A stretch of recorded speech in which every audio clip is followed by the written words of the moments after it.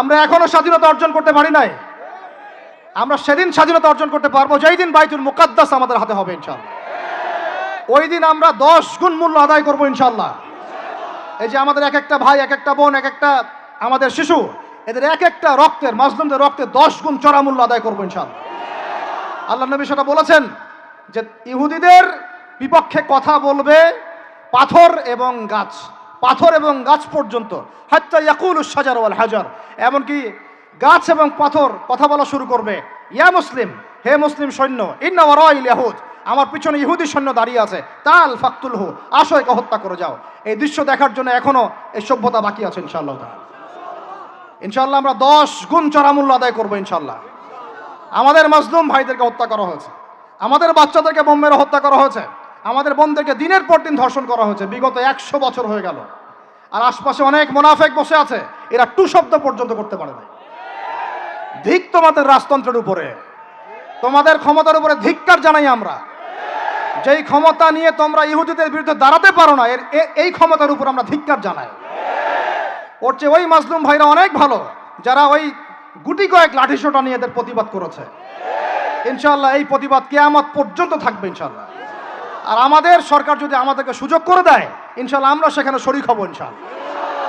আমরা তো আর বিচ্ছিন্নভাবে শরীক হতে পারবো না। আমরা একটা জাতি গঠন করব। আমরা তো রাষ্ট্রের বাইরে না, আমরা সরকারের বাইরে না, আমরা বিদ্রোহী না, আমরা সরকারের বিরুদ্ধে কোনো অবস্থান নেই না।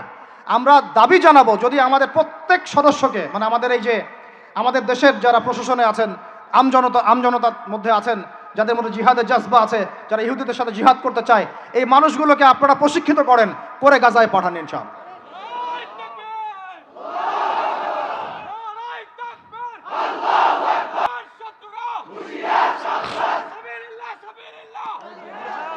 আমি এখানে গরম গরম বক্তব্য দিতে আসি নাই। এখানে গরম গরম বক্তব্য দিয়ে আপনাদেরকে উত্তেজিত করা আমাদের উদ্দেশ্য না। উদ্দেশ্য হচ্ছে বিশ্বের প্রেক্ষাপটটা বোঝানো। এই বিশ্বে আমরা স্বাধীন হতে এখনো পারি নাই। যেদিন পারবো, কোন দিন পারবো? যেদিন বাইতুল মুকাদ্দাস আমাদের হাতে আসবে। বিশ্বাস করেন ওই জায়গা থেকেই ইনশাআল্লাহ অচিরেই ঈসা ইবনে মারইয়াম সারা বিশ্বকে শাসন করবে ইনশাআল্লাহ। ওই সময় দেখবেন মুসলমানরা স্বাধীনতা কাকে বলে।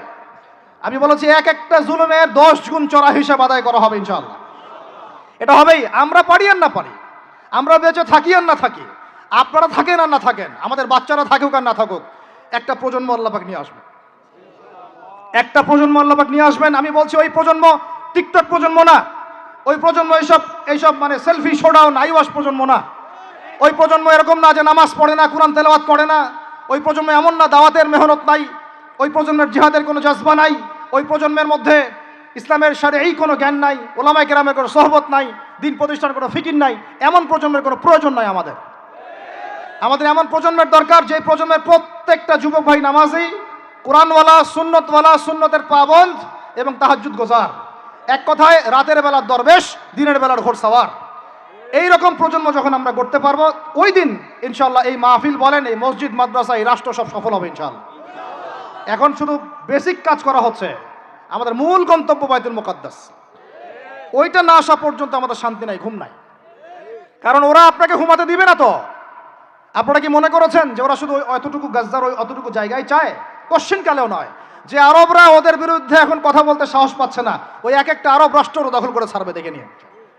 আমি যদি ওটা চাচ্ছি না, দোয়া করি না, কিন্তু ওদের এজেন্ডা এটাই যে পুরো, আমি আখিরুজ্জামানের স্টুডেন্ট, ওদের এজেন্ডা জায়নিজম, পেট্রোডলার থেকে শুরু করে প্যালেস্টাইন ইস্যু নিয়ে আমি আলহামদুলিল্লাহ বিগত 5-7 বছর থেকে পড়াশোনা করেছি। আমি আমার টুপির নিচ থেকে কথা বলছি না। ওদের এজেন্ডা হচ্ছে পুরো হোলি ল্যান্ডটা তারা দখল করতে চায়। হোলি ল্যান্ড কাকে বলে এটাও তো আমরা জানি না। ওরা শুধুমাত্র ওই ওয়েস্টার্ন ব্যাংক আর বাইতুল আকসা, বাইতুল মুকাদ্দাস আর এই গাজার অংশটুকু দখল করতে ওখানে আসে নাই। ওরা এসেছে পুরো হোলি ল্যান্ডটাকে দখল করতে। আমি ওলামা সম্মেলনে বলেছিলাম, পুরো হোলি ল্যান্ড তারা দখল করতে এসেছে। হোলি ল্যান্ড মানে মিশরের নীল নদ থেকে শুরু করে ইরাকের ইউফ্রেটিস নদী পর্যন্ত এই পুরো জায়গাটা তারা দখল করতে চায়। কেন চায়? কারণ তারা মনে করে ওই জায়গাটা সৃষ্টিকর্তা তাদেরকে দিয়েছেন, নাউজুবিল্লাহ। তারা মনে করে ওইটা হচ্ছে তাদের মাসিহ আসার জায়গা, এবং ওই জায়গা থেকে তাদের মাসিহ, তথাকথিত মাসিহ মানে মাসিহুদ দাজ্জাল, পুরো বিশ্বকে শাসন করবে এবং তারা তাকে সঙ্গ দিবে। এটা ওদের এজেন্ডা, এটা ওদের ভিশন। যত কিছু ওরা পৃথিবীতে করছে এই ভিশনটাকে কাজে লাগিয়ে, এই ভিশনটাকে পিছনে রেখে তারা এই কাজগুলো করছে। এটা আপনি বুঝতে পারবেন না বাইরের চোখ দিয়ে। ভিতরে চোখ দিয়ে পড়াশোনা করেন, খেদির হন, বুঝতে পারবেন ওরা বাইতুল মুকাদ্দাস চায় না, পুরো হোলি ল্যান্ডটাই দখল করতে চায়। এ কারণেই, এই উদ্দেশ্যেই তারা বিগত 100 বছর থেকে পুরো ওয়ার্ল্ড অ্যাফেয়ার্সের আগে রাজনীতির নিয়ন্ত্রণ নিয়েছে। কিসের নিয়ন্ত্রণ নিয়েছে? আপনি নিচু নিচু জায়গায় যত কথাই বলেন, ওই জায়গার ক্ষমতা আপনার হাতে না থাকলে আপনি জনগণকে সর্বোচ্চভাবে ইসলামের দিকে আনতে পারবেন না। আপনি এখন যদি সবাইকে জোর করে মাস্ক পরাতে পারেন আইন প্রয়োগ করে, এভাবে ওই ক্ষমতা হাতে থাকলে প্রত্যেক জনগণকে কোরআনও শেখানো যায়। ওই ক্ষমতাটা ইসলামের দরকার আছে।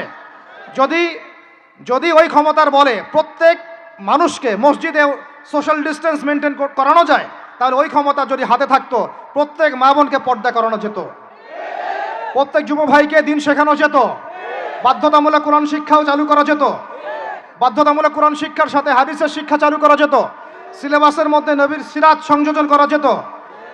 ইসলামে এই ক্ষমতাটা দরকার আছে। কিন্তু এটাকে অ্যাচিভ করার যে পথ পদ্ধতি, এই পথ পদ্ধতির মধ্যে আমরা আসলে কেউ নাই। নবীর তরিকার মধ্যে আমরা নাই, আমরা পড়ে আছি পশ্চিমা তরিকার মধ্যে। পশ্চিমা তরিকা দিয়ে ওই জায়গায় আপনি যেতে পারবেন না। আর যদি যেতে পারেনও, পশ্চিমারা আপনাকে সেখানে থাকতে দিবে না। আমাদের এখানে সবচেয়ে ভালো মানুষ যিনি, এখানকার এই এলাকার যিনি দায়িত্বশীল, তিনি যদি সবচেয়ে মোত্তাকি পরহেজগার মানুষ হন, তিনিও যদি দাঁড়িয়ে বলেন যে আমি ইসলামের পক্ষে আছি, কোরআনের পক্ষে আছি, হাদিসের পক্ষে আছি, আমি বাইতুল মুকাদ্দাসের পক্ষে আছি, মাজলুম ফিলিস্তিনিদের পক্ষে আছি, তার উপর থেকে চাপ চলে আসবে। কারণ পুরো বিশ্বের শক্তিটা নিয়ন্ত্রণ করছে এখন ইহুদিরা, নাসারারা, জায়নিস্টরা। ওই জায়গায় যতক্ষণ পর্যন্ত আঘাত না পড়ছে ততক্ষণ পর্যন্ত আপনি বিশ্বে স্বাধীন হতে পারবেন না।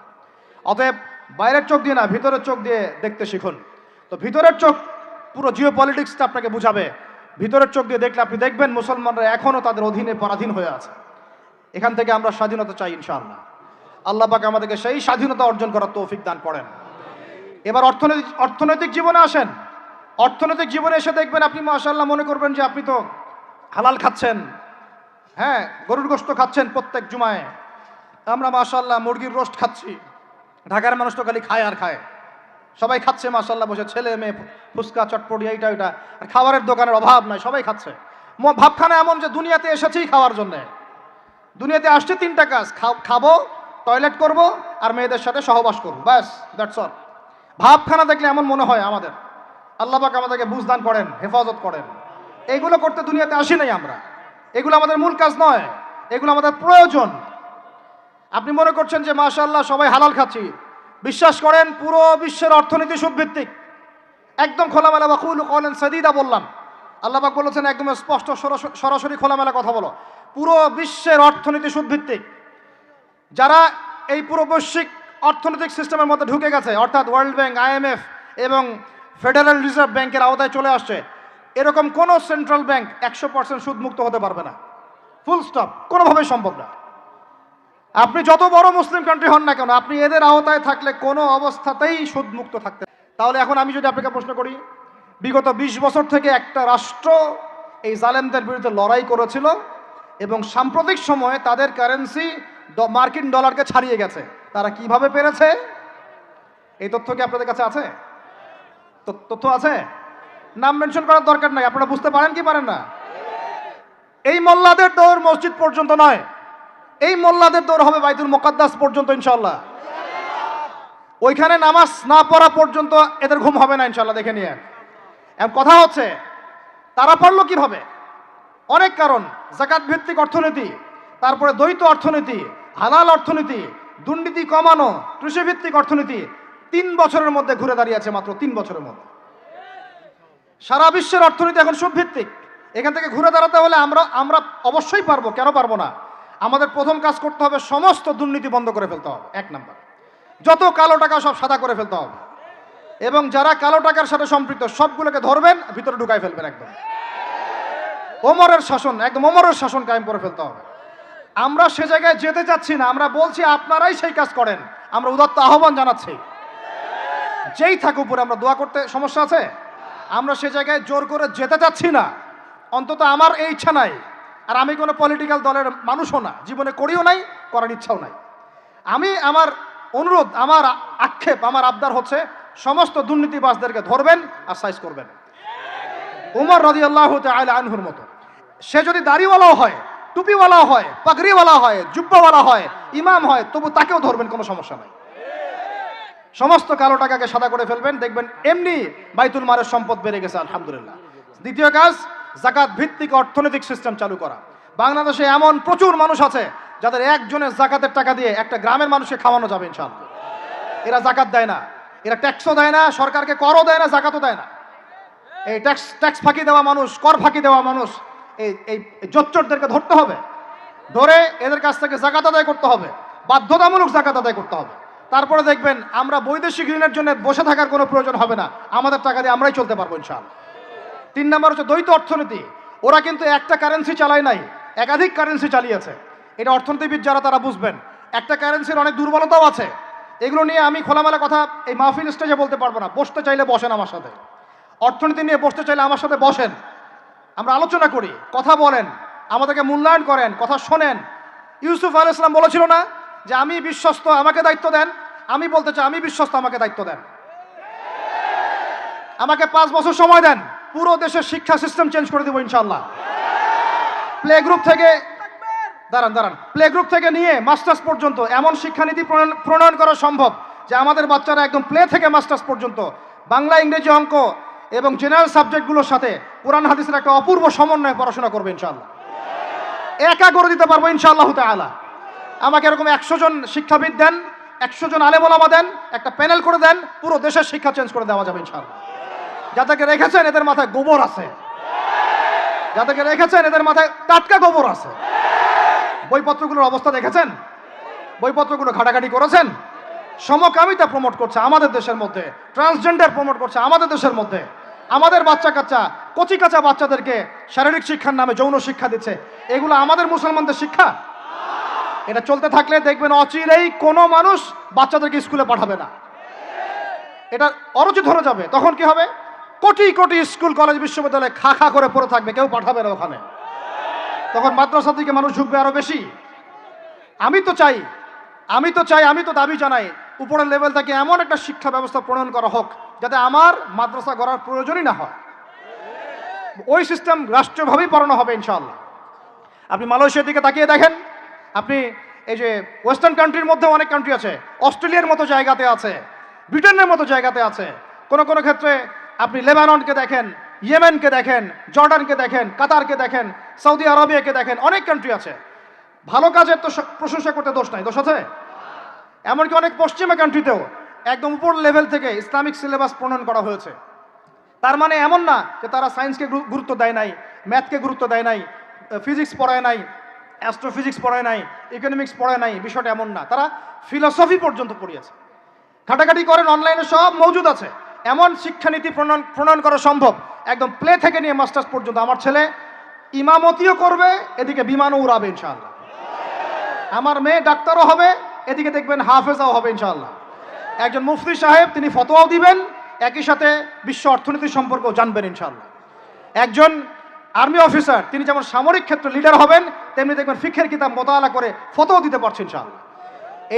এই যুগটা এটা কোনো মানে স্বপ্নের যুগ নয়, এই যুগটা ছিল এক সময়। বেশি দিন দূরে যেতে হবে না, আপনি 200, 300, 400 বছর পিছনে যান, দেখবেন মুসলমানরা এমন সোনালী যুগ পার করে আসছে।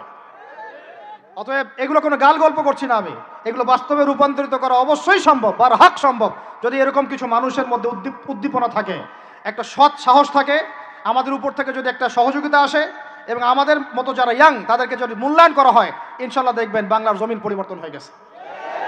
এই পরিবর্তন হলে দেশের জন্য কোনো খারাপের কিছু নাই, রাষ্ট্র পিছিয়ে যাবে না, রাষ্ট্র আরো এগিয়ে যাবে ইনশাআল্লাহ তাআলা। আরো ব্যাপার আছে, আপনি মালয়েশিয়ার একটা ক্লাস 10-এর বাচ্চার দিকে তাকান। ক্লাস 10-এর একটা বাচ্চা কোনোদিন মাদ্রাসায় যায়ই নাই, স্কুলে পড়েছে, কিন্ডারগার্টেনে পড়েছে, রাষ্ট্রীয় সিলেবাসে পড়েছে, মাত্র 10 থেকে 12 বছর পড়াশোনা করে ও এখন এদিকে এসএসসি এইচএসসি লেভেলেও চলে গেছে, ও লেভেল এ লেভেল পরীক্ষা দিয়েছে, এদিকে সে ইমামতি করার যোগ্যতা অর্জন করেছে। এখন আমাকে বলেন ওই রাষ্ট্রটা কি পিছিয়ে গেছে? অতএব এই শিক্ষার দিকে অনেক মনোযোগী হতে হবে আমাদের সবাইকে, আল্লাহ পাক তৌফিক দান করেন। আমরা যদি এখন এগুলোর বিরুদ্ধে গঠনমূলক কথা না বলি, গঠনমূলক প্রতিবাদ না করি এবং আমাদের রাষ্ট্রপ্রধানদেরকে না বোঝাই, তাহলে অনেক দেরি হয়ে যাবে। আজকে থেকে 20 বছর আগে ইহুদি খ্রিস্টানরা পরিকল্পনা করেছিল এই টিকটক প্রজন্ম গড়ে তোলার জন্য, তারা আজকে সফল হয়েছে। এখন আমরা যদি এখন চুপ করে থাকি, আগামী 20 বছর পর আপনি দেখবেন আরেকটা প্রজন্ম আসছে, এরা মানুষকে সালাম পর্যন্ত দিবে না। দেখে নিয়েন আপনি, 20 বছর লাগবে না, 5টা বছর যাক, তারপর দেখেন কি হয়। আল্লাহ, এরা কি এখন বাসায় ঢুকে বাবা মাকে সালাম দেয়? কারণ কোনো প্রতিষ্ঠান ওকে সালাম দেওয়া শিখায় নাই। স্কুলে না, কলেজে না, কোথাও সে সালাম দেওয়া শিখছে না। আসসালামু আলাইকুম ওয়া রাহমাতুল্লাহি ওয়া বারাকাতুহু বিশুদ্ধ করে বলতে পারছে না। বিশুদ্ধ করে বলতে হবে না? অর্থ আছে না? এর একটা তাজবিদ আছে না? এগুলো তো আমরা গুরুত্ব দিচ্ছি না। এমন প্রজন্ম গড়ে উঠেছে অলরেডি যারা এখন পিতা মাতাকে সালাম দেয় না, পিতার সাথে ঝগড়া করে, মায়ের সাথে, মায়ের গায়ে হাত তুলে, মায়ের গায়ে হাত তুলে, সম্পত্তির জন্য মাকে হত্যা করে, সম্পত্তির জন্য বাবার গায়ে হাত তোলে। ওইদিক থেকে মাস্টার ডিগ্রি পাশ করে আসে ব্রিটেন থেকে, অক্সফোর্ড থেকে, কেমব্রিজ থেকে আইসা এদিকে প্রফেসর হয়েছে বিভিন্ন বিশ্ববিদ্যালয়ের, বাবা পড়ে আছে বৃদ্ধাশ্রমে। কতগুলো এক্সাম্পল নেবেন। এগুলো আমি কি গাল গল্প করছি? আমি কোনো গাল গল্প করতে এখানে আসি নাই, এগুলো বাস্তবতা। যদি বাহিরের চোখ দিয়ে আপনি দেখেন মনে হবে অর্থনীতি অনেক ভালো, ভিতরের চোখ দিয়ে দেখেন অর্থনীতি সুদ দিয়ে ভর্তি হয়ে গেছে। প্রত্যেক পদে পদেই সুদ। গাধাদেরকে আমি তো বুঝাতে পারি নাই। কাগজের টাকা আর এই যে আপনার এই ইলেকট্রনিক মানির কথা তো দীর্ঘদিন বলেছি, কিছু গাধা আছে এদেরকে বুঝাতে পারি নাই। এর মধ্যেও সুদ আছে, এর মধ্যে কি আছে? আর আমি কখনোই বলি নাই যে কাগজের টাকাটা হারাম। মিথ্যাচারে এরা যে পরিমাণ হাদিস জাল বানায়, এদের চেয়ে বড় জাল বানানো কর কেউ নাই বাংলাদেশে। একটা কথাকে ঘুরাই ফিরে এমন ব্যাখ্যা শুরু করবে যে আপনি বিভ্রান্ত হয়ে যাবেন। একটা ইমোশন প্রকাশ করবেন, উহুদের প্রান্তে দাঁড়িয়ে একটা ইমোশন প্রকাশ করবেন, ও বানাই দিবে ও জান্নাতের ঘ্রাণ পেয়ে আসছে। আপনি বলবেন যে কাগজের টাকা নয়, মনিটরি সিস্টেমটা হারাম, ও বানাই দিবে ও বলেছে কাগজের টাকা হারাম। আপনি বলবেন যে আপনার যদি গান শুনতেই হয় তাহলে একা একা শোনেন, আমাকে শোনাচ্ছেন কেন, ও বানাই দিবে ও গান একা শোনা জায়েজ বানাই দিছে। এর এত খবিস, এত খান্নাস, এদের চরিত্রটা চিনতে পারতাম না আমরা যদি গাজাই শুনে আসতো। আল্লাহর কসম, আমিও কিছু কিছু জায়গায় এদেরকে কোনো কোনো ক্ষেত্রে ভালো মনে করতাম। আল্লাহর কসম, গাজাই শুনে আসলে আমি বুঝতে পারতাম না এদের ভিতরে কত মুনাফেকি আছে। আল্লাহ পাক আমাদেরকে মুনাফেকদের থেকে হেফাজত করেন, মাজলুম ভাইদের সাথে থাকার তৌফিক দান করেন, জালেমদের পক্ষপাতিত্ব করা থেকে আল্লাহ হেফাজত করেন। নির্লজ্জদেরকে দেখেছেন? নির্লজ্জরা এখনো বলেছে আইয়ুবী রাহিমাহুল্লাহর আকীদা ঠিক ছিল না। বলি নাউযুবিল্লাহ। আর আইয়ুবী রাহিমাহুল্লাহ যে ঘোড়ায় চড়ে জিহাদ করেছেন, ওই ঘোড়ার খুরের নিচে যে পরিমাণ মাটি ছিল, তোমার মতো হাজারটা মাতখালিকে ওই জায়গায় নিয়ে গেলেও তার সমপরিমাণ হবে না কখনো ইনশাআল্লাহ। আইয়ুবী রাহিমাহুল্লাহ যে তরোয়াল দিয়ে যুদ্ধ করেছেন, ওর এক ফোঁটা রক্তের দাম তোমাকে বিক্রি করলে হবে না ইনশাআল্লাহ। তুমি তার আকীদা নিয়ে প্রশ্ন তোলো, নির্লজ্জ কোথাকার। একজন বলেছে ফিলিস্তিনিরা মাইর খাবে না কেন? ইহুদিদের সাথে থাকতে থাকতে নাকি ওদের মতোই হয়ে গেছে। নাউযুবিল্লাহ। আল্লাহ মাফ করেন, আল্লাহ হেফাজত করেন। একজন বলেছে যে হামাস ইহুদিদেরই হাতে তৈরি করা, বিচ্ছিন্ন হয়ে নাকি সন্ত্রাসী কর্মকাণ্ড করছে। বলার ভাষা নাই, আমি বলতে বলতে ক্লান্ত হয়ে গেছি, আর বলতে চাই না। বলার আমার রুচিও করে না, আর ভাষাও নেই। তবে এতটুকু আপনাদেরকে আমি আশ্বস্ত করতে চাই, ইনশাআল্লাহ তাআলা বাংলাদেশের হকপন্থী ওলামায়ে কেরামদের যে জামা আছে, কওমি করণের ওলামায়ে কেরামদের যে হকপন্থী ওলামায়ে কেরামদের জামা আছে, প্রত্যেক বই, প্রত্যেক মেম্বার, প্রত্যেক আলোচনায় তারা আল আকসা ইস্যুটাকে জীবিত রাখবে ইনশাআল্লাহ। এটাকে আমরা জীবিত রাখবোই রাখবো ইনশাআল্লাহ। ওরা এটাকে ভুলিয়ে দিতে চাচ্ছে, এই জন্য নতুন নতুন ইস্যু তৈরি করার চেষ্টা করছে। খবরদার, আপনারা এই ইস্যুতে পা দিবেন না। আপনাদেরকে ভিতরে চোখ খুলতে হবে এবং মূল গন্তব্য চিনতে হবে। আল্লাহ রাব্বুল আলামিন আমাদের সবাইকে ভিতরে চোখ দিয়ে এই বিশ্বকে দেখার তৌফিক দান করেন। বিশ্ব অর্থনীতিকে দেখবেন, ভিতরে চোখ দিয়ে দেখবেন। ইলেকট্রনিক মানির মধ্যেও সুদ আছে, কাগজের টাকার ভিতরেও সুদ ঢুকেছে। সামনে আসবে বিটকয়েন্স, যেটা অলরেডি চলে আসছে। আরেকটা আসবে, সেটা হলো ক্যাশলেস সোসাইটি। কি বললাম বলেন? বলদ বলবে যে ভবিষ্যৎবাণী করে গেল, আহলুল বলদ ওয়াল কিরদা, আহলুল হিমার ওয়াল কিরদা। তো এরা ভবিষ্যৎবাণী করে গেল। আরে বর্তমান সম্পর্কে তুমি খবর রাখো না বলেই তো বর্তমানকে ভবিষ্যৎ মনে হয় তোমার। এটা বহু কান্ট্রিতে অলরেডি চালু হয়ে গেছে। এই যে আমাদের অনেক ভাই ব্যবসা করে, তারা চায়না যায়, কোরিয়া যায়, উত্তর কোরিয়া, দক্ষিণ কোরিয়া যায়। ওরা দেখে আসতেছে চায়না চালু করে ফেলছে অলরেডি। ক্যাশলেস সোসাইটি মানে হচ্ছে আপনি আপনার মুদ্রাকে সংরক্ষণ করতে পারবেন না। আপনি দেখলেন খিদির আলাইহিস সালাম দেয়াল নির্মাণ করলেন, দেয়ালের নিচে কি ছিল? খাজানা ছিল। তাহলে দেয়ালের নিচে খাজানা তিনি সংরক্ষণ করলেন কেন? এতিম বালকরা যেন বড় হয়ে সেটা নিতে পারে। তাহলে আপনি চিন্তা করেন, ওই মুদ্রাটা কি ছিল? ইলেকট্রনিক মানি ছিল, যেটা তিনি সংরক্ষণ করলেন। ওই মুদ্রাটা কি কাগজের মুদ্রা ছিল, যেটা তিনি সংরক্ষণ করলেন? ওই মুদ্রাটা কি বিটকয়েন ছিল, যেটা তিনি সংরক্ষণ করলেন? তিনি সংরক্ষণ করেছেন হয় গোল্ড কয়েন অথবা রূপার মুদ্রা। কারণ এটার মূল্য কমে যাবে না, এরা 20 বছর পর বড় হলেও বাবারই সম্পত্তি ফেরত পাবে। এইটা হলো ইসলামিক কারেন্সি, যেটা বিশ্ব থেকে উঠিয়ে দিয়েছে এই IMF, ওয়ার্ল্ড ব্যাংক আর ইউনাইটেড স্টেট এবং এদের যে চালাপালাগুলো সব। আমরা এই ব্যাস ওই সুর মিলাচ্ছি। ওরা কাগজের মুদ্রা দিয়ে সারা বিশ্বটাকে ডমিনেট করছে। তাও আবার এখানে আরো ব্যাপার আছে, কাগজের সব মুদ্রা আবার এক মানের না। একগুলো হচ্ছে হার্ড কারেন্সি, মানে শক্তিশালী কারেন্সি। একগুলো সফট কারেন্সি, মানে নরম কারেন্সি। বাংলাদেশের টাকা কোন কারেন্সি, হার্ড না সফট? এতটুকু তো জানেন। হার্ড কারেন্সি কি? মার্কিন ডলার, মানে মগের মূল্যক। একটা কথা হচ্ছে না, মগের মূল্যক। মগ কারা জানেন? ওই যে যারা রোহিঙ্গাদেরকে মেরেছিল ওরা এদের বলে মগ। আপনারা তো এগুলো জানেন না। ছোটবেলা আমাদের বাবা মারা ঘুম পাড়াতো না, খোকা ঘুমালো পাড়া জুড়ালো বর্গি এলো দেশে, মনে আছে? বুলবুলিতে ধান খেয়েছে, কি বলেন তারপরে? খাজনা দিব কিসে, মনে আছে? ধান ফুড়ালো পান ফুড়ালো, কি জানি খাজনার উপায় কি, আর কটা দিন সবর করো নাকি রসুন।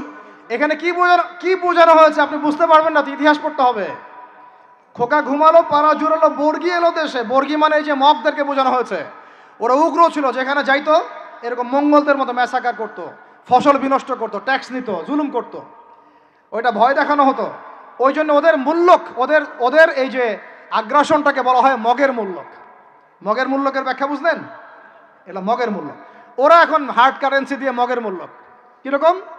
যে সারা বিশ্বের সফট কারেন্সিগুলো আমার কারেন্সি দিয়ে নির্ধারিত হবে। মানে আপনার 100 টাকা সমান সমান ওর $1, মগের মূল্যক। কেন আমার 1 টাকা সমান সমান তোমার $1 হতে পারে না? হতে পারে না? এটা করতে দিবে না, কারণ এটা করলে আপনার অর্থনৈতিক অবস্থা অনেক সমৃদ্ধ হয়ে যাবে এবং আপনি তাদের সমান হয়ে যাবেন। আপনি যে দামে তেল কিনবেন তাকেও সে দামে তেল কিনতে হবে। তো ওরা এটা ধরিয়ে দিল। শুধু তাই না, IMF এর মাধ্যমে, ফেডারেল রিজার্ভের মাধ্যমে, ওয়ার্ল্ড ব্যাংকের মাধ্যমে তারা এটাকে আমরা দ্বিতীয় বিশ্বযুদ্ধের পরের কথা বলছি। ওই সময় ব্রেটন উড কনফারেন্স হয়েছে, পড়ে দেখবেন। ব্রেটন উড কনফারেন্স হয়েছে, মার্কিন ডলারকে সারা বিশ্বের রুলিং মানে কারেন্সি হিসেবে ওরা নির্ধারণ করলো, মগের মূল্যক। এবং প্রত্যেকটা কারেন্সি এর আন্ডারে নিয়ন্ত্রিত হবে এবং টাকার মান, অন্যান্য মুদ্রার মান বাড়বে কমবে এর ভিত্তিতে, আপনার প্রবৃদ্ধির ভিত্তিতে নয়। এবং তার হাতে নিয়ন্ত্রণ থেকে যাবে, যদি আপনি বেশি বাড়াবাড়ি করেন আপনার টাকার মান তারা কমাই দেবে। কয়দিন আগে ইলেকশনের আগে একটা শব্দ শুনেছিলেন অনলাইনে, স্যাংশন দিতে চাই, স্যাংশন, মনে আছে? হ্যাঁ মনে আছে? কি জিনিস বুঝছেন আপনারা? কিছু ওটা বুঝেন নাই। অর্থনৈতিক নিষেধাজ্ঞা কিভাবে দিতে পারে? আপনার টাকার মান তারা কমাই দিবে। তখন 1 কেজি পেঁয়াজের দাম হবে 500 টাকা, 1 কেজি রসুনের দাম হবে 1000 টাকা, 1 ব্যারেল তেলের দাম হয়ে যাবে দেখবেন 10,000 20,000 টাকা। কিচ্ছু করতে পারবেন না। তুরস্কের মতো কান্ট্রি যখন ঘুরে দাঁড়ানোর চেষ্টা করছিল, ওদের লিরার মান তারা বাড়িয়ে দিল একদম, ওটা তো মনে হয় 12,000 পর্যন্ত চলে গেছে। ইনফ্লেশন বলি আমরা এটাকে, মুদ্রাস্ফীতি, ওটা প্রায় 12,000% পর্যন্ত বেড়ে গিয়েছিল, বলি নাউজুবিল্লাহ। এগুলো জুলুম, অর্থনৈতিক জুলুম। বাইরের চোখ দিয়ে দেখলে মনে হবে সুন্দর চলছে সব কিছু, ভিতরের চোখ দিয়ে দেখা শিখলে বুঝবেন অর্থনৈতিক ক্ষেত্রে এই বিশ্বে এই জায়নিস্টরা, ইহুদি খ্রিস্টানরা সবচেয়ে বেশি জুলুম করেছে।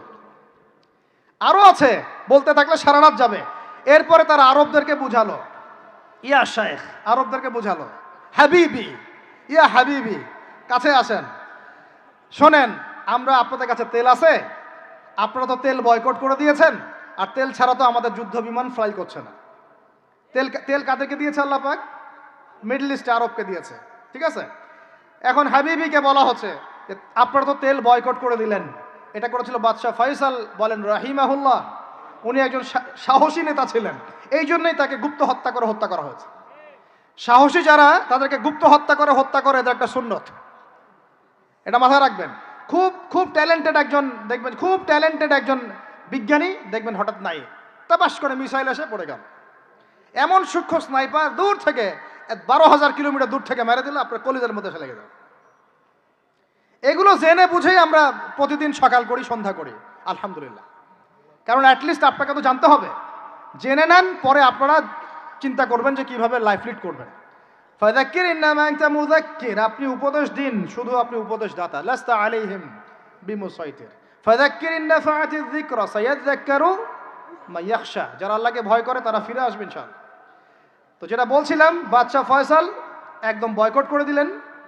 এবার ওরা এসে বুঝাচ্ছে যে তেল ছাড়া তো আমাদের চলছে না, এদিকে ওদের ডলারের মান কমে যাচ্ছে, মুদ্রাস্ফীতি হচ্ছে, ইনফ্লেশন হচ্ছে। এখন তারা বোঝালো যে ঠিক আছে, একটা চুক্তি করা যাক। যুবকরা ভালো করে শোনেন, এগুলো জানেন না বলেই অনেক সময় আপনি সহি সহি বলে সহি ভুল পথে যাচ্ছেন। ভাই, সহি পথেই যাচ্ছেন, বাট এটা সহি ভুল হয়ে যাচ্ছে। কথা বুঝাতে পারছি? সহিহের আড়ালে একটা মারাত্মক জয়ীফ আর জাল আকীদা আছে, এটা আপনার সামনে সহি দিয়ে ঢেকে দেওয়া হয়েছে, বুঝতে পারতেছেন না। এই জায়গাটাকে ভালো করে বোঝেন। যখন উম্মার সাথে কেউ গাদ্দারি করে তখন সে সহি থাকে না। উম্মতের সাথে কেউ যদি গাদ্দারি করে তখন সে কি থাকে না? সহি থাকে না। এখন আসেন, আমি ধর্মতাত্ত্বিক কথা বলছি আগে। এখানে বাদশা ফয়সাল তাকে কনভিন্স করা হলো, ঠিক আছে আমরা তেল কিনবো, আপনাদের কাছ থেকে কিনবো, আপনাদের গলফ কান্ট্রি যেগুলো আছে এদের কাছ থেকে কিনবো, তবে একটা শর্ত, আপনারা তেল বিক্রি করবেন শুধু মার্কিন ডলারে, অন্য কোনো কারেন্সিতে তেল বিক্রি করতে পারবেন না। বলেন নাউজুবিল্লাহ। আপনি বাংলাদেশ গভর্নমেন্ট যদি গিয়ে এক ব্রিফকেসের মধ্যে 1 কোটি টাকা নিয়ে যায়, বুঝেন কথা, বুঝতে পারতেছেন? 1 কোটি টাকা আমাদের টাকা নিয়ে গিয়ে যদি বলে শেখ হাবিবি আমাকে তেল দাও, ওরা বলবে তেল দিতে পারবো না, খালাস, কুল্লু খালাস, এখান থেকে বের হও। কথা বুঝতে পারেন নাই? 1 কোটি কি দিবেন? টাকা, তেল দিবে না। লিখে নেন, দিবে না। কিন্তু সেই 1 কোটি টাকাকে যদি আপনি ডলারে কনভার্ট করেন, ওটাকে ডলার দিয়ে কনভার্ট করেন, করে যদি বলেন হাবিবি তেল, তখন বলবে যে আসো তাআলিলাহি, তেল নিয়ে যাও, খালাস, কুল্লু খালাস। কথা বুঝতে পারছেন? তেল বিক্রি করব শুধুমাত্র ডলার দিয়ে, ডলার ছাড়া অন্য কোনো কারেন্সিতে তেল বিক্রি করতে পারবো না। এইটা পশ্চিমারা আরবদের সাথে একটা সন্ধি করলো আর কি, চুক্তি করলো। এই চুক্তির নাম হলো পেট্রো ডলার মনিটরি সিস্টেম। বুঝতে পারলাম? Petro dollar monetary system. এর বদৌলতে আরবের মরুভূমি হয়ে গেল এখন একদম অট্টালিকার প্রাসাদ। বোঝা যায়? মরুভূমিগুলো হয়ে গেল কি অট্টালিকার প্রাসাদ, আর বাকি পুরো মুসলিম উম্মার উপর দেখেন কি দুরবস্থা নেমে আসছে। শুধু তাই না, ওই ডলার হলো একদম লিডার, কারেন্সির লিডার। এখন ওই ডলার তেলের মান নির্ধারণ করবে, আপনি টাকা দিয়ে করতে পারবেন না। সারা বিশ্বের সবচেয়ে বড় অর্থনৈতিক জুলুম হচ্ছে এই পেট্রো ডলার মনিটরি সিস্টেম। এর চেয়ে বড় কোনো জুলুম হয়নি অর্থনৈতিক জীবনে। এখন অনেক ওলামায়ে কেরাম আছেন আপনারা এখানে, আমি জানি উপস্থিত, আপনারা একটু ফিকহের কিতাবগুলো মোতালা করে আমাদেরকে একটা ফতোয়া দিয়েন যে এইরকম মনিটরি সিস্টেম প্রণয়ন করা জায়েজ না নাজায়েজ। এটা আপনারা ফতোয়া দিয়েন, আমি ফতোয়া দিতে পারবো। আমি অর্থনৈতিক ভাষায় বলতেছি যে এই মনিটরি সিস্টেমটা পুরো বিশ্বে জুলুম নিয়ে আসছে। এখন আদতে, এখন শোনেন, এই অংশটুকু শোনেন, তারপরে আমি শেষের দিকে চলে আসতেছি। আদতে এতে পশ্চিমাদের লাভ কি হয়েছে শোনেন। আমার কাছে এই যে ডলার, এটা আমি ছাপাই আমার দেশে, আমার কারখানায়। আমার খরচ হচ্ছে কাগজ, আমার খরচ হচ্ছে মেশিন, আমার খরচ হচ্ছে কালি। বোঝা যায়? বোঝা যাচ্ছে? আচ্ছা, এখন সেটা আমি বানালাম, ছাপালাম, গিয়ে আমি আরবকে দিলাম, তেল দাও। ওরা এই কাগজের টাকাটা নিল, নিয়ে রিজার্ভ করলো, করে মূল যে তেল, এই তেলটা মনে করেন তেল বা সোনা, তেল বা সোনা একই কথা, কারণ সোনার ফাংশন প্লে করছে এখন তেল। এখন তো যেহেতু গোল্ড দিনার নাই, দিরহাম নাই, এই তেলটা তারা নিল, নিয়ে ওদের দেশের আন্ডারগ্রাউন্ডে বাংকার আছে, গ্যালনকে গ্যালন তেল রিজার্ভ করতে থাকলো। এমনভাবে রিজার্ভ করতে থাকলো যে বিগত আগামী 30 বছর যদি বিশ্বে কোনো তেল নাও থাকে, ওরা চলতে পারবে, প্লেন উড়াইতে পারবে। ওদের মিলস বন্ধ হবে না, ফ্যাক্টরি বন্ধ হবে না, ওদের ইন্টারনেট সেকশন বন্ধ হবে না, বিদ্যুৎ বন্ধ হবে না, ওদের কোনো কিছুই বন্ধ হবে না, কোনো প্রযুক্তি বন্ধ হবে না। এত তেল তারা এখন রিজার্ভ করলো কি দিয়ে? ওর দেশে ছাপানো বিনামূল্যের ডলার দিয়ে। এবং সেই ডলারটা আমরা নিলাম, নিয়ে আমরা মাশাআল্লাহ অট্টালিকা নির্মাণ করলাম, আর মনে করলাম যে মাশাআল্লাহ আমি তো খুব ধনী হয়ে গেলাম, সমৃদ্ধি অর্জন করলাম। আদতে এখানে পশ্চিমাদের সবই লাভ। আমরা বলি না জালাও তাই কদু, আমরা বলি আম গেল সালাও গেল, তাই না? এখানে আমও তাদের, সালাও তাদের। আদতে আমাদের কিছু নাই। আপনারা হাসতেছেন, কিন্তু এইটা হচ্ছে সারা বিশ্বের সবচেয়ে বড় জুলুম। এখন আমরা তো থার্ড ওয়ার্ল্ডের কান্ট্রি, এরা হচ্ছে এটা হচ্ছে যারা বড় বড় ধনী রাষ্ট্র, ওদের অবস্থা হচ্ছে এই। আর আমরা যারা থার্ড ওয়ার্ল্ডের কান্ট্রি, উন্নত বিশ্বের দিকে এগিয়ে যাচ্ছে, আমরা যারা আস্তে আস্তে, যে পথে আমাদের দুর্নীতি বাধা, আমাদের এই যে নৈতিকতার অবক্ষয় বাধা, আমাদের মধ্যে আমানতহীনতা বাধা, এই বাধাগুলো আমাদেরকে আগাতে দিচ্ছে না। তা আমাদের অবস্থা কি হতে পারে তাহলে চিন্তা করেন। এখন আমরা এই জায়গায় আছি, এই জায়গায় বসে বসে আপনি মনে করছেন যে আপনি মাশাআল্লাহ খুব পাক্কা মুসল্লি, হালাল খাচ্ছেন, নামাজ পড়তেছেন, তাহাজ্জুদ গোজার, জান্নাত কিনে নিয়েছেন মাশাআল্লাহ। অথচ আপনার অর্থনীতি সুদভিত্তিক, এবং এই সুদভিত্তিক অর্থনীতির আন্ডারে থেকে কোনো বেসরকারি ব্যাংক পর্যন্ত 100% সুদমুক্ত সিস্টেম দিতে পারবে না। ফুল স্টপ, খালাস। আর এর উপরে আবার আছে ঘুষ, তার উপরে আবার আছে দুর্নীতি, তার উপরে আপনারা আবার মাপে কম দিচ্ছেন, তার উপরে আবার পণ্য মজুত করছেন, মার্কেটে ইচ্ছাকৃতভাবে প্রাইস বাড়ায় দিচ্ছেন, এই কাজগুলো করছেন। আমি শিক্ষিত একটা সমাজ পেয়েছি বলে কথাগুলো এভাবে মাহফিলে বললাম। এগুলো মাহফিলে কিন্তু আলোচনা হয় না। এগুলো কি মাহফিলে আলোচনা হয়? আমরা বিশ্বাস করি গাজীপুরের শহরের মানুষ, সব ঢাকার মানুষ, আপনারা সব বুঝেন, ইন্টেলেকচুয়াল অডিয়েন্স আছেন এখানে। এই কথাগুলো খোলামেলা বলার কারণেই ওদের দ্বারা পালিত কিছু তথাকথিত শায়েখ আমার উপর খুব ক্ষিপ্ত। এর আকীদা ঠিক না, এর মানহাজ ঠিক না, লেকচার শোনা যাবে না, ইত্যাদি ইত্যাদি।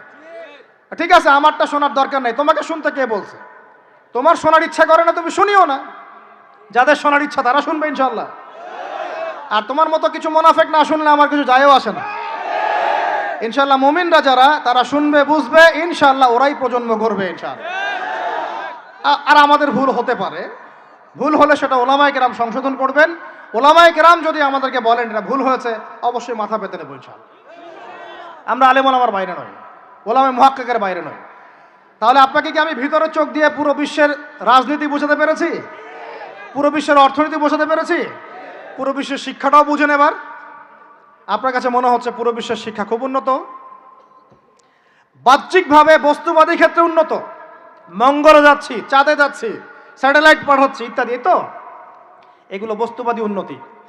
আদতে কি হচ্ছে দেখেন, নীতি নাই, শিক্ষা অর্জন করার পর নৈতিকতা নাই, চরিত্র নাই, সালাম কালাম নাই, ধর্মভীরুতা নাই, আমানতদারিতা নাই। একজন ডক্টর, সে মাশাআল্লাহ ডক্টর হয়েছে, হওয়ার পরে এখন সে দেখছি কসাই হয়ে গেল। তাহলে কোন শিক্ষাটার ঘাটতি হলো? নীতির, নৈতিকতার, ইসলামের ওই বুঝটা নাই, পরকালীন কনসেপ্ট নাই। একজন ইঞ্জিনিয়ার মাশাআল্লাহ, আপনি theta, sine theta, cos theta সব তো বুঝেন মাশাআল্লাহ। আপনি একজন আর্কিমিডিস থেকে শুরু করে পিথাগোরাস সব পড়ে ফেললেন, কিন্তু ইঞ্জিনিয়ার হয়েও তো আপনি চোর হলেন। তাহলে কোন শিক্ষার অভাব হলো বলেন? একটা মেয়েকে আপনি দেখছেন মাশাআল্লাহ এগিয়ে যাচ্ছে, বাপরে বাপ, ফেমিনিস্ট রেভলিউশন, আদতে ওর গায়ে এখন একটা গেঞ্জি, ওর গায়ে পায়ে একটা জিন্সের প্যান্ট, বাহিরের চলাফেরা দেখে তার অঙ্গ প্রত্যঙ্গ সব স্পষ্ট দেখা যাচ্ছে, সে স্পষ্ট বেপরদায় চলছে। একটা ছেলেকে আপনি দেখছেন বাহির থেকে পড়ে আসলো, এসে এখানে ট্রান্সজেন্ডার হয়ে গেল, লিঙ্গ পরিবর্তন করতেছে। ছেলে পেলেকে দেখছেন এখানে ডিগ্রি অর্জন করেছে, কিন্তু মাদক ছাড়তে পারছে না, মেয়েদের সাথে জেনা ছাড়তে পারছে না, সমকামিতা ছাড়তে পারছে না। শিক্ষার সংজ্ঞাটাই বা আসলে কি? তাহলে সংজ্ঞাটা কি? এডুকেশনের সংজ্ঞাটা কি আমাকে বলেন? শিক্ষার মূল সংজ্ঞাটা কি? আমরা কি এই বিশ্বের মূল শিক্ষা ব্যবস্থা কি মুসলমানরা গড়ে দেয় নাই? একটা বই কিনেন বাসায় গিয়ে, যে এই বিশ্বের 1000 সেরা আবিষ্কার, ওখানে দেখবেন সবগুলো মুসলমানদের নাম আছে না নাই? আপনি যে ল্যাপটপ চালাচ্ছেন, অ্যালগোরিদম কে দিয়েছে? হিন্দু ভাইরা দিয়েছে, খ্রিস্টান ভাইরা দিয়েছে। আমি বোঝানোর জন্য ভাই বলছি, বৌদ্ধ ভাইরা দিয়েছে, ইহুদিরা দিয়েছে, এরা দেয় নাই। কারা দিয়েছে? মুসলিমরা দিয়েছে। আপনি যে মেডিকেল সায়েন্সের কথা বলছেন, মূল জিনিসটা কে দিয়েছে? মুসলিমরা দিয়েছে। রক্ত সংবহন তন্ত্র কারা আবিষ্কার করেছে? মুসলিমরা। আপনি জাবির ইবনে হাইয়ানকে ছাড়া আপনি কেমিস্ট্রি পড়াতে পারবেন না। ইবনে রুশদ, ইবনে সিনাকে ছাড়া আপনি মেডিকেল সায়েন্স আগাতে পারবেন না। আপনি ইবনে রুশদ ছাড়া এই যে আমরা পাটিগণিত, বীজগণিত, জ্যামিতি, ত্রিকোণমিতি, পরিমিতি করে আপনি করতে পারবেন না। আমরা তো জেনারেল লাইন পড়েছি, আমাদের সাথে বসেন, এগুলো হয়তো সবাই আপনাকে বোঝাতে পারবে না। মূল জ্যোতির্বিদ্যায় যাচ্ছেন, আপনি অ্যাস্ট্রোনমিতে যাচ্ছেন, অনেক কিছু করছেন, আপনি মুসলিমদেরকে ছাড়া এক পা আগাতে পারবেন না। মূল ভিত্তিটা গড়ে দিয়েছে কারা? উমাইয়ারা, আব্বাসীয়রা, সেলজুকরা, উসমানীয়রা এবং 4 খলিফার সময়। এই সময়ে এই শিক্ষার মূল ভিত্তিতে দাঁড়িয়েছে। এই যে আমরা যে নাহু সরফের কিতাবগুলো পড়ি, আমাকে বলেন তো নাহু সরফের কিতাব রাসূলের যুগে ছিল? বলেন, ছিল না। কোন খলিফার সময় থেকে এগুলো সারা বিশ্বে ছড়িয়ে গেল নাম জানেন? আলী ইবনে আবি তালেব। কি নাম? আলী ইবনে আবি তালেব। আরবি ব্যাকরণের পুরো ভিত্তি দিয়ে দিয়েছেন তিনি, লুকা দিয়ে দিয়েছেন, কায়দাগুলো দিয়ে দিয়েছেন। এখন সারা বিশ্বের মানুষ আরবি পড়ছে, আরবি বুঝতে পারছে, ব্যাকরণ বুঝতে পারছে, কোরআন নিয়ে গবেষণা করতে পারছে। প্রত্যেকটা সেক্টর, ধর্মীয় অঙ্গন বলেন, অর্থনীতি বলেন, জ্যোতির্বিদ্যা বলেন, কেমিস্ট্রি, ফিজিক্স, যাই বলেন, মুসলমানদের কাছে আগাতে পারবেন না। তাহলে আমরা যে যুগে ছিলাম সেইখানে কি ফিরে আসা যাবে না? সম্ভব না। তাহলে প্রয়োজন কিসের? প্রয়োজনটা হচ্ছে, আমি জেনারেল শিক্ষার বিরোধী নই, কোশ্চিনকালেও নয়। জেনারেল শিক্ষা থাকবে, ইংরেজির প্রয়োজন আছে, বাংলা অবশ্যই প্রয়োজন আছে, মুক্তিযুদ্ধ সংস্কৃতি আমরা জানবো, শিখবো, চেতনা ধারণ করব, সব ঠিক আছে।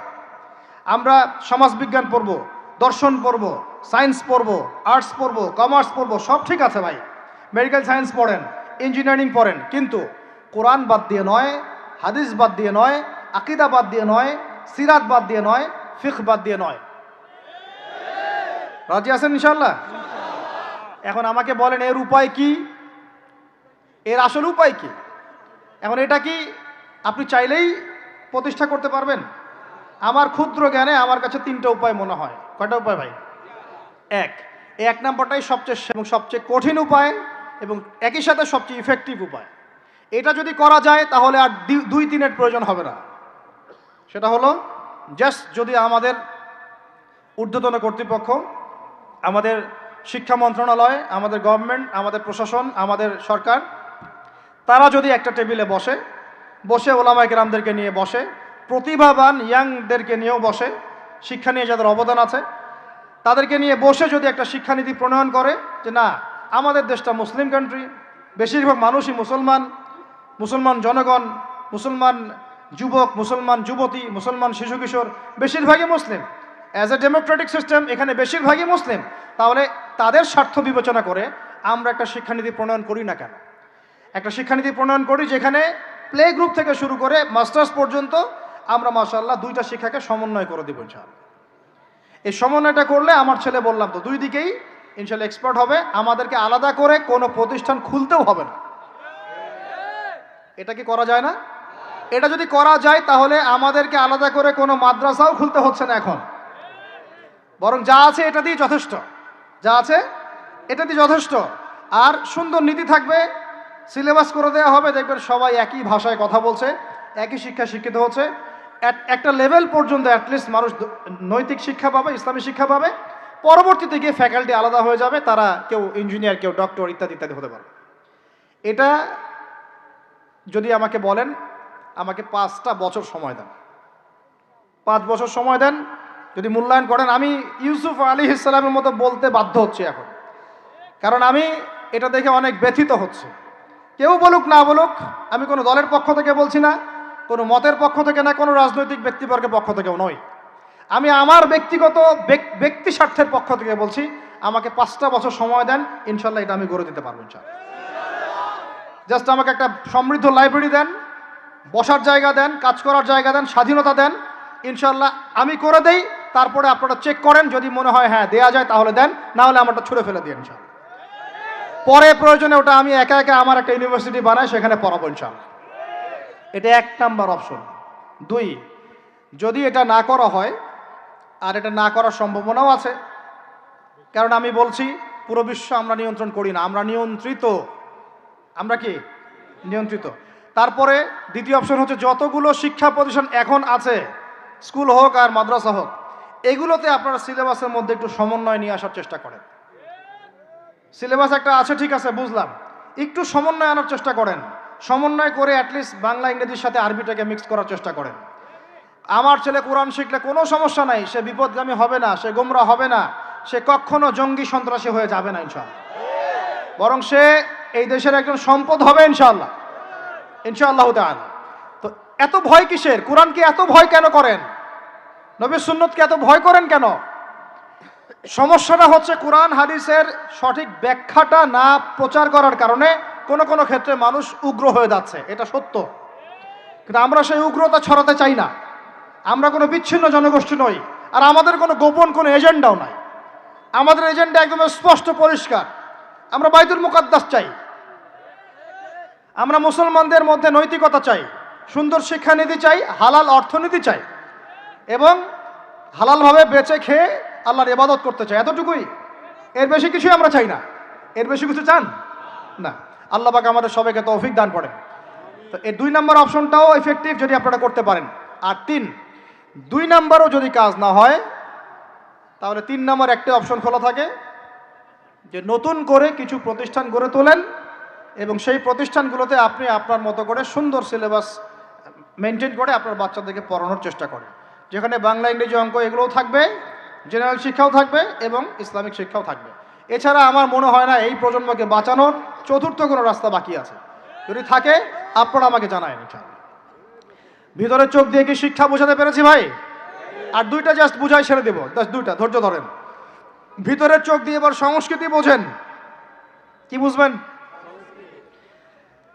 ভিতরের চোখ দিয়ে যদি দেখেন, দেখবেন আমাদের মুসলমানদের সংস্কৃতির মধ্যে এখন সব বিজাতীয় সংস্কৃতি ঢুকে গেছে। একটা বাড়িতে, একটা বিয়ে বাড়িতে যদি গানও বাজে, সেটাও বাজবে হিন্দি গান, সেটাও বাজবে ইংলিশ গান। মানে আপনি গানটাও যদি শুনেনও একটা বাংলা গান শুনতে পারেন না। কারণ যে বাংলা ভাষার জন্য আপনি জীবন দিয়েছেন বলে দাবি করছেন, ওই চেতনাও আপনার মধ্যে আর বাকি নাই। ভাষার দিবস যখন আসে, আমরা তখন একটা শোডাউন করার চেষ্টা করি, শহীদ মিনারে ফুল দেওয়ার চেষ্টা করি। আর সারা বছর আমার বাসায় চলে হিন্দি গান, ইংরেজি গান ইত্যাদি ইত্যাদি, হিন্দি সিনেমা, ইংরেজি সিনেমা। তো সংস্কৃতির কোন জায়গায় বাঙালিত্ব ধরে রাখতে পারলাম? পোশাক আশাক পরছি, কোন পোশাকটা বাঙালির সাথে মেলে? জুব্বা, দাড়ি টুপি, নাকি জিন্সের প্যান্ট আর গেঞ্জি? বলেন। শেরে বাংলা একে ফজলুল হকের দিকে তাকান, মৌলানা ভাসানের দিকে তাকান, বঙ্গবন্ধু শেখ মুজিবুর রহমানের দিকে তাকান, তাদের পোশাকগুলোকে দেখেন। কি পোশাক ছিল? Shirt pant. তাহলে আপনি পড়েছেন কেন? এত বাঙালি বাঙালি করে চিৎকার করেন, তাহলে আপনি এগুলো পড়ছেন কেন? কথা বলেন। আমাদের বাপ দাদারা বাঙালি ছিলেন, খাঁটি বাঙালি, তাহলে আমরা কেন এখন জয়ীফ বাঙালি হলাম কেন, জাল বাঙালি হলাম কেন? আপনার বাসার কমোড পর্যন্ত ইংরেজদের আদলে করা। সবকিছুই খাবার অভ্যাস, খাদ্যাভ্যাস, আপনি পিৎজা বার্গার ছাড়া খাইতেই পারেন না। খাদ্যাভ্যাস ইংরেজদের। তারপরে খাওয়া হালাল না হারাম সেটা প্রশ্ন করছি না আমি। আপনি প্যাশনেট না তো আমাদের সংস্কৃতি নিয়ে। আমাদের সংস্কৃতির মূল জায়গাটা কই? পাঞ্জাবি পায়জামা তো পরছেন না, এটা আমাদের সংস্কৃতি ছিল। ঢিলে ঢালা পোশাক পরতাম। আমাদের সংস্কৃতি ছিল মাছে ভাতে বাঙালি। ওই মাছ তো ফরমালিন দিয়ে সব নষ্ট করে ফেলেছেন। মাছেও ভেজাল, ভাতেও ভেজাল, পুকুর সব ভরাট করে ফেলতেছেন, নদীগুলো শুকায় যাচ্ছে। নদীমাতৃক বাংলাদেশ, নদী কোথায়? নদীতে পানি কোথায় বলেন? পানির ন্যায্য হিস্সাই বা কোথায়? আমাদের কি পানির ন্যায্য হিস্সা দেয়া হচ্ছে? তাহলে আমরা কি দাস হয়ে থাকবো নাকি? আল্লাহ পাক আমাদেরকে বোঝার তৌফিক দান করেন। সংস্কৃতি দেখেন, সংস্কৃতি কি ছিল আমাদের? আমাদের বাপদাদাদের যুগটা চলে যান, ওই ফজরের আগে তারা ঘুম থেকে উঠতেন। আসসালাতু খায়রুম মিনান নাওম, কানে গেলে ঘুম থেকে উঠে যাইতেন, নামাজ পড়তেন। বাংলার ঘরে ঘরে কোরআন তেলাওয়াত শোনা যাইতো। এখন কি শোনা যায়? ফজরে পুরা ঘুম। প্রথম কাতারে আপনি যে কয়টা মানুষকে পাবেন, তার মধ্যে 90% দাড়ি পাকা। যুবকদেরকে আপনি পাবেন না। এরা ঘুমাচ্ছে রাত 3টায় 4টায়, 3-4টা পর্যন্ত এরা ফেসবুক, ইউটিউব, টিকটক এবং মেয়েদের সাথে হারাম অ্যাফেয়ার্স। এই ছেলেরা কি আদতে বাঙালি? এরা কি বাঙালি? না আমরা মুসলমান হতে পেরেছি ঠিক মতো, না বাঙালি হতে পেরেছি ঠিক মতো। যখন ইংরেজ বিরোধী বিদ্রোহ চলছিল না, তখন বাঙালিরাও কবিতা লিখেছিল হিন্দিতে। আপনারা তো এগুলো হিস্ট্রি পড়েনও না। তখন তারা বলতেন, একটা স্লোগান দিতেন, सरफरोशी की तमन्ना अब हमारे दिल में है, देखना है जोर कितना बाजुए कातिल में है। বুঝেন না এই কথা? আমাদের মনের মধ্যে এখন सरफरोशी की तमन्ना, স্বাধীনতার চেতনা আমাদের মনের মধ্যে এসেছে। দেখার বাকি আছে জালেমের বাহুতে কত শক্তি আছে। আপনারা এখন কাজী নজরুল ইসলামের কবিতা পড়েন না। এক ভাই কবিতা আবৃত্তি করেছিলেন এখানে, খুব সুন্দর হয়েছে, মাশাআল্লাহ মাশাআল্লাহ। এগুলোর চর্চা কোথায়? সংস্কৃতি নিয়ে যে আমরা এত বড়াই করি, বলেন বাঙালির সংস্কৃতির চর্চা কোথায়? কাজী নজরুল ইসলামের কবিতা আমরা আমাদের পাঠ্যপুস্তকে পড়েছি। ওমর রাদিয়াল্লাহু আনহুকে নিয়ে কবিতা ছিল, মনে আছে? মনে নেই, ভুলে গেছেন? আমরা পড়েছি, মনে নেই আপনাদের? আস্তাগফিরুল্লাহ। উমর ইবনুল খাত্তাব আমিরুল মুমিনিন, তোমার কি জানি, তোমার স্মৃতি আজানের ধ্বনি না, জানে না মুয়াজ্জিন। আমি ভুলে গেছি, অনেকদিন আগে পড়া, এগুলো আমি চর্চা এখন করি না। তো মুয়াজ্জিন জানে না যে হে আমিরুল মুমিনিন, তোমার স্মৃতিতেই এই আজান দেয়া হচ্ছে, মানে আমিরুল মুমিনিনের যে স্বপ্ন, এখান থেকে কিন্তু আজানের ইয়াটা আসছে। আর যায়েদ ইবনে সাবিত রাদিয়াল্লাহু আনহুর স্বপ্ন থেকে তিনি হেঁটে যাচ্ছেন, একবার উটের পিঠে ভৃত্যকে বসালেন আর ভৃত্যকে নামালেন, তিনি উঠলেন, উনি নামলেন, ভৃত্যকে উঠালেন, এভাবে পায়ে হেঁটে হেঁটে বাইতুল মুকাদ্দাস পর্যন্ত গেলেন। জানেন না আপনারা এগুলো ঘটনা? কোথায় এগুলো, কোথায় এখন বলেন? আছে পাঠ্যপুস্তকে? ঢাক, ঢোল, ডুগি, তবলা, কি শুরু করেছেন আপনারা? আসলে আসলে বাঙালি সংস্কৃতি বলতে কি বোঝাচ্ছেন? আহমেদ সফার নাম শুনেছেন? তাকে ছাড়া আপনি বাঙালি সংস্কৃতি কোথায় পাবেন? এই বাঙালি সংস্কৃতির ভিতরে এই যে ওলামায়ে কেরামের অবদান, এটা আপনি কিভাবে অস্বীকার করছেন? আমরা এখন পড়ে আছি কয়েকটা বিষয় নিয়ে। দেখেন, গান বাজনা, ঢাকঢোল, ডুগি, তবলা এবং এমন কিছু সংস্কৃতির নামে কাজ যেগুলোর মধ্যে শিরক আছে অথবা বেদাত আছে অথবা কুফর। আপনি রাস্তায় হাঁটছেন বানরের মূর্তি নিয়ে, বানরের সাথে আপনার কি সম্পর্ক? বানরের সাথে বাঙালি সংস্কৃতির কি সম্পর্ক? আমরা কি বানর থেকে আসছি? তাহলে বানরের মূর্তি আমি হাটে নিয়ে হাঁটবো কেন? বানর থেকে আসছে কারা? ওই যে শনিবারে যারা মাছ ধরতে নিষেধ করা হয়েছিল, তারপরেও মাছ ধরেছে, আল্লাহ পাক বলছেন ওদেরকে বানর বানিয়ে দিয়েছে। জানেন না এটা? পড়েন, পড়াশোনা করেন। পড়াশোনা না করলে আমার সব কথা বুঝতে পারবেন না হয়তোবা।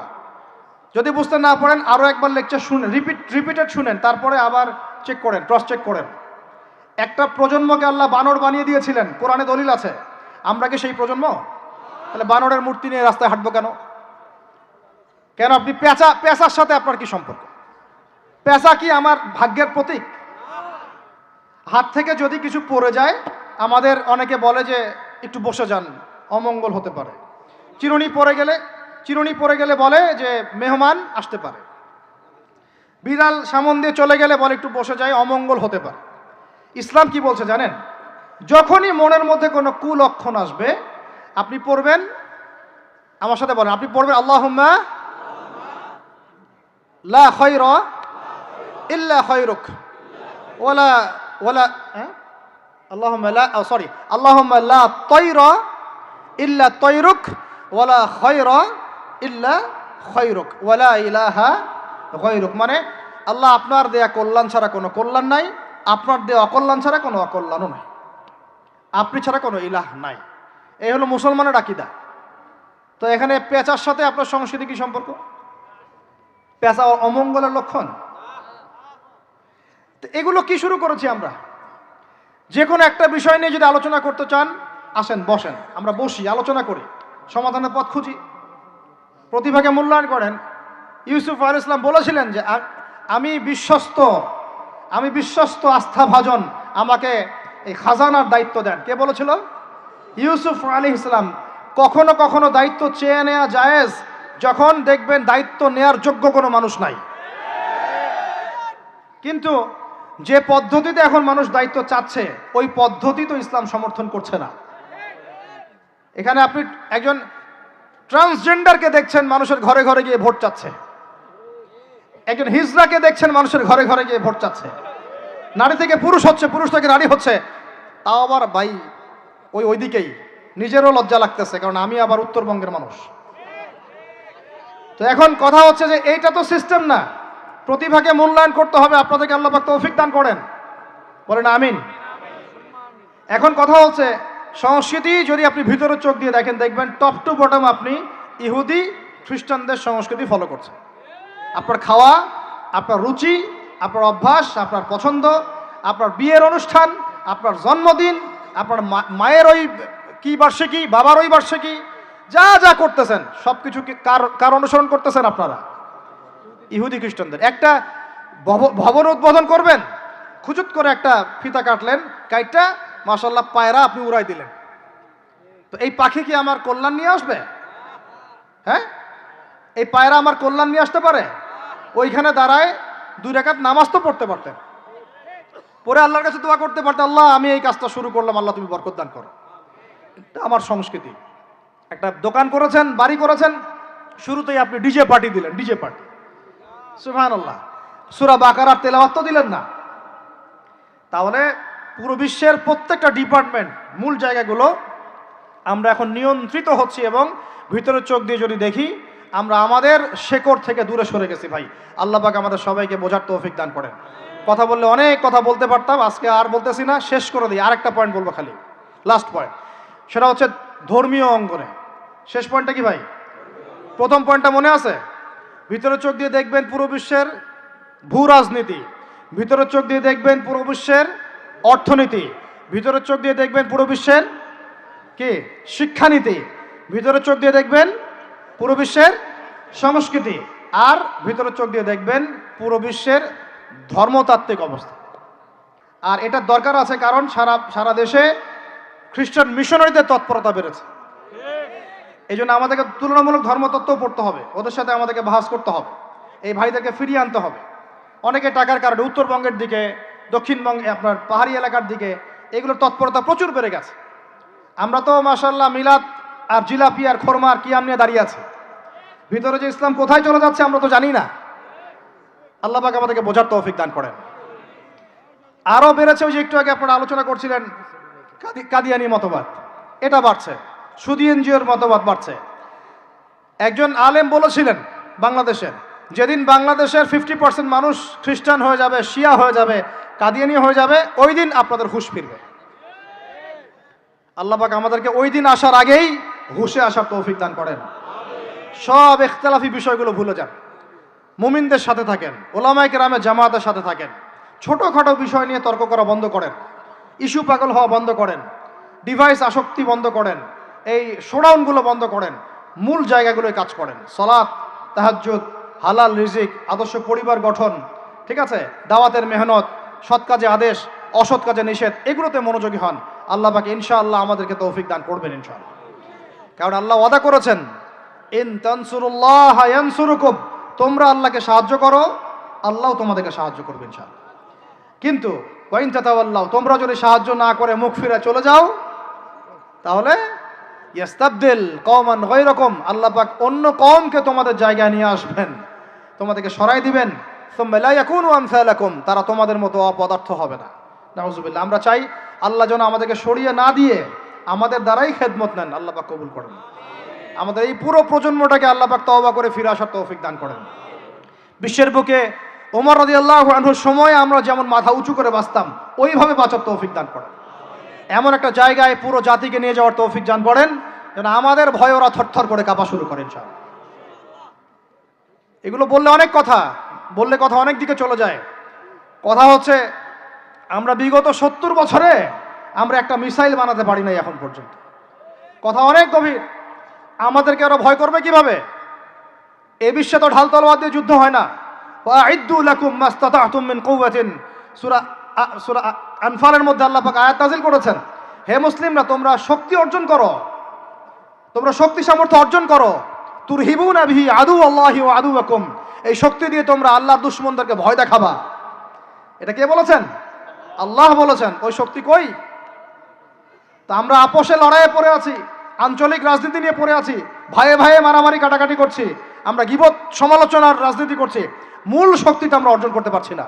আল্লাহ পাক আমাদেরকে সেইটা বোঝার তৌফিক দান করেন। চিন্তা করবেন না, চিন্তা করবেন না, আমরা যদি করতে পারি আল্লাহ পাক আমাদের হাতেই বিজয় দিবেন ইনশাআল্লাহ।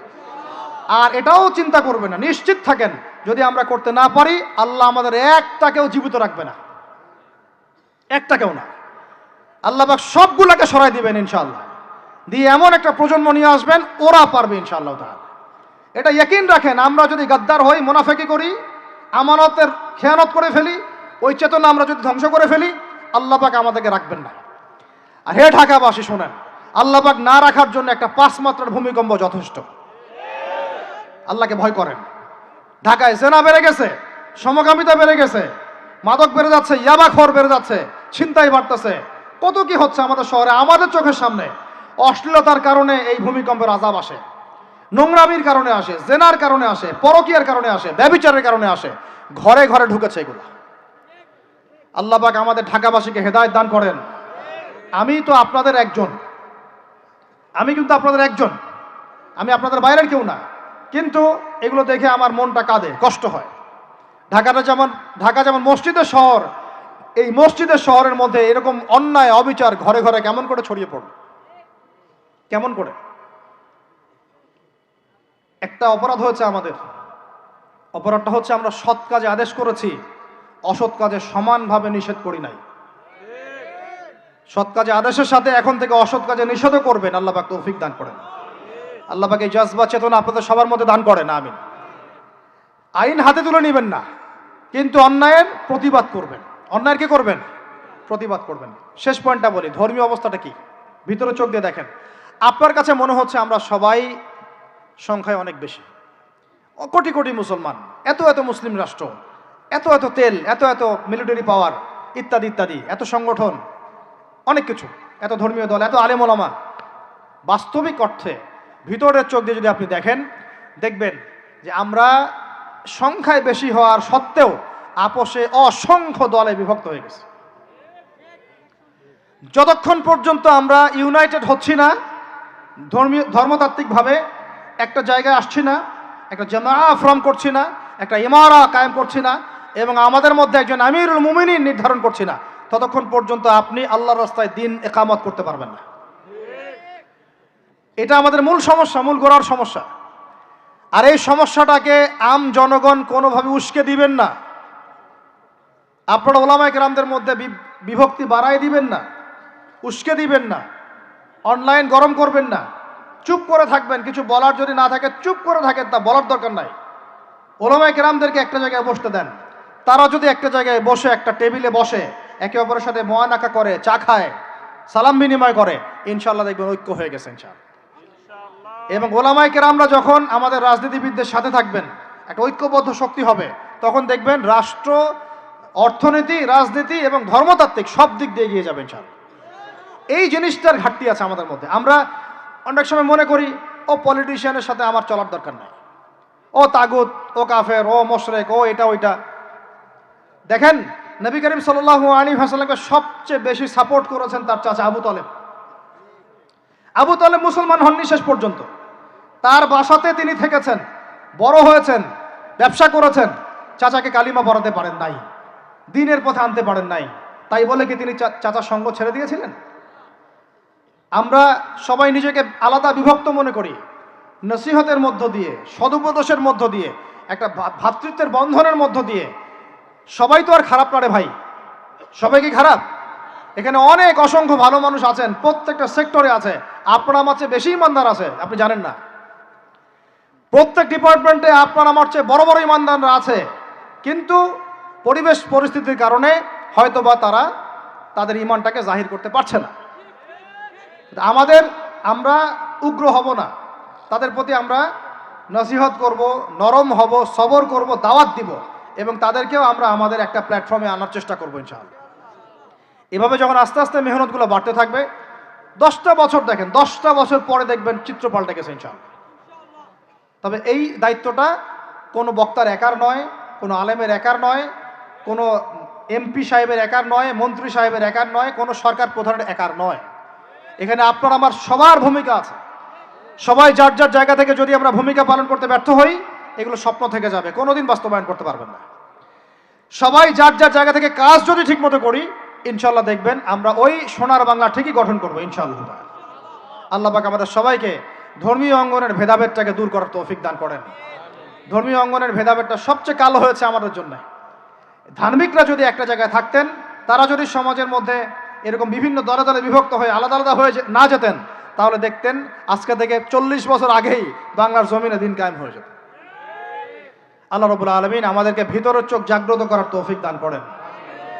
আর যারা স্পষ্ট মুশরিক স্পষ্ট শিরিক করছে, স্পষ্ট বেদাতি এবং স্পষ্ট মুনাফিক যারা জালেমের পক্ষ নেয়, ওদের সাথে ঐক্যের কোনো দরকার নাই। ওদেরকে ছাড়াই আমরা চলবো ইনশাল্লাহ। সময় ওদেরকে মিটিয়ে ফেলবে ইনশাল্লাহ। সময়ের স্রোতে ওরা ধুলার মতো উড়ে যাবে ইনশাল্লাহ, কিচ্ছু করতে পারবে না ইনশাল্লাহ। কারণ মুনাফিকদের সাথে ঐক্য হয় না। মুনাফিকদের সাথে কি ঐক্য হয়? মুনাফিকদের সাথে ঐক্য হয় না, মুশরিকদের সাথে ঐক্য হয় না, এবং যারা পাক্কা মুশরিক, পাক্কা বিদআতি, তাদের সাথে কিন্তু ঐক্য হয় না। তো এই জিনিসগুলো আমরা অ্যাভয়েড করে মুমিনদের জামাআকে নিয়ে ঐক্যবদ্ধ হয়ে সামনের দিকে এগিয়ে যাব ইনশাআল্লাহ। আল্লাহ পাক আমাদের সমস্ত উলামায়ে কেরামদেরকে দীর্ঘনেক হায়াত দারাজ করেন, তাদেরকে এক প্ল্যাটফর্মে বসার তৌফিক দান করেন। আলেম ওলামাদের সাথে আমাদের সরকার প্রধানদের একটা মৈত্রী এবং মিলবন্ধন আল্লাহ পাক দান করেন। উভয়ের ভুল বোঝাবুঝি আল্লাহ পাক দূর করে দেন। উভয়কে আল্লাহ পাক এক টেবিলে বসার তৌফিক দান করেন। আল্লাহ পাক উভয়কে নিয়ে একটা শক্তিশালী রাষ্ট্র গঠনের তৌফিক দান করেন ইনশাআল্লাহ। দেখবেন যদি এভাবে আমরা কাজ করতে পারি। আর আমাদের তরুণদের দায়িত্ব কি? তরুণদের দায়িত্ব বড়রা যা বলবে ওইটা ফলো করে চলা। আমাদের দায়িত্ব না যে আমরা নেতৃত্ব আসনটাতে খাপ করে কেড়ে নিয়ে বসবো, এটা আমাদের দায়িত্ব না। যদি আমরা যোগ্য হই, আল্লাহ পাক যদি কবুল করেন, আল্লাহই আপনাকে উঁচু জায়গায় নিয়ে যাবেন ইনশাআল্লাহ। আমরা খালি চোখ কান খোলা রেখে সত্য মিথ্যা পার্থক্য করব, আমাদের বড়দের সামনে এটাকে উপস্থাপন করব। তারা যদি মুনাসিব মনে করেন, আমাদেরকে তাদের জায়গায় নিয়ে যাবেন ইনশাআল্লাহ। এবং আমাদের কাজ হচ্ছে ইলম অর্জন করা, তাজকিয়া অর্জন করা, বেশি বেশি আমল করা, এবং উলামায়ে কেরামের সোহবতে থাকা, এবং এই জাতিটাকে নিজের একক জাতি মনে করা, আলাদা মনে না করা। আমরা সবাই মিলে এক জাতি, মনে রাখবেন, আমরা সবাই মিলে এক জাতি। সরকার, প্রশাসন, আমজনগণ, ওলামায়ে কেরাম, যুবক যুবতী, তরুণ তরুণী, আমাদের সন্তানরা, সবাই মিলে আমরা একটা মুসলিম জাতি। মনে থাকবেন ইনশাআল্লাহ। বিভক্তির দিকে যাবেন না, ঐক্যবদ্ধ থাকেন, বিজয় আমাদের হবে ইনশাআল্লাহ। আল্লাহ রাব্বুল আলামিন আমাদের সবাইকে কথাগুলো বোঝার তৌফিক দান করেন। কিছু কথা যদি আমার ভুল হয়ে যায়, আল্লাহ যেন মাফ করে দেন। যেগুলো সঠিক সেগুলো আল্লাহ কবুল করেন, এবং সেই অনুযায়ী আমাকে আমল করার তৌফিক দান করেন। আপনাদের সবাইকে আমল করার তৌফিক দান করেন। আল্লাহ পাক আমাদের সবাইকে বাইরের চোখের সাথে ভিতরের চোখ দিয়ে দেখার তৌফিক দান করেন। সূরা কাহাফের উপর আমল করার তৌফিক দান করেন। এই জালেম সভ্যতার যে জুলুম, এগুলো থেকে আল্লাহ পাক আমাদেরকে হেফাজত করেন। আল্লাহ পাক আমাদের প্রত্যেক স্তরের মানুষদেরকে হেদায়েত দান করেন, এবং আমাদের হায়াতের রিজিকে আল্লাহ বরকত দান করেন। খাস করে যারা নেতৃস্থানীয় ব্যক্তিবর্গ এবং ওলামায়ে কেরাম এবং দ্বীনের পথের রাহাবার, আলেম, ওলামা, মুজাহিদ, লেখক, কলামিস্ট ইত্যাদি, দায়ী ইলাল্লাহ, তালেবে ইলম, আল্লাহ পাক তাদের হায়াতে বরকত দান করেন। আমিন। আকুলু কওলি হাযা আস্তাগফিরুল্লাহ লি ওয়া লাকুম ওয়া লিসাইরিল মুসলিমিন।